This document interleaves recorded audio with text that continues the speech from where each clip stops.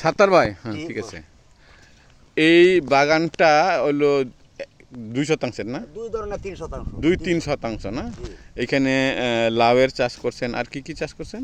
আর এনে বেগুনের চারা আছে, হ্যাঁ বেগুনের চারা আছে, আবার হলুদ আছে, পাবদা আছে না? কৃষি আছে। আচ্ছা, এই বাগান শুরু করতে কত টাকা খরচ হয়েছে আপনার?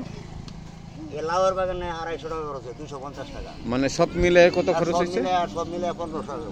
1500 টাকার মতো খরচ হয়েছে না? এই পর্যন্ত কত বিক্রি করছেন? এই অন্তত বিক্রি হয়েছে 4000 টাকার মধ্যে বিক্রি হয়েছে, অন্তত 20000 টাকা বিক্রি হয়েছে। কত দিনের মধ্যে? 1 মাসের মধ্যে না? ওই চারাগুলো তো বিক্রি করবেন?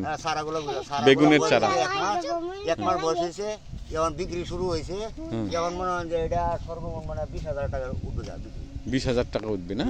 এখানে তাহলে আপনার লাউয়ের আছে, লাউয়ের বাগান আছে, তারপরে আপনার এই বেগুনের চারা আছে, নার্সারি, তারপরে হলুদ আছে, পাবদার আছে, নার্সারি আছে না?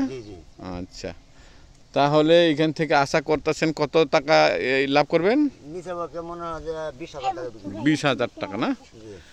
এটা তো অনেক ভালো লাভজনক না?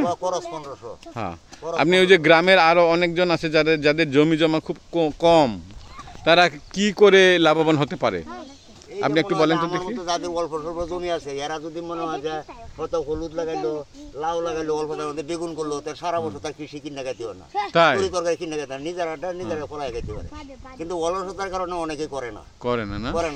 জায়গা আছে, প্রতি জায়গা আছে, কিন্তু প্রতি জায়গায় মধ্যে দেখেন আমি চতুর্দিকে আবার সুপারি গাছ লাগাইছি।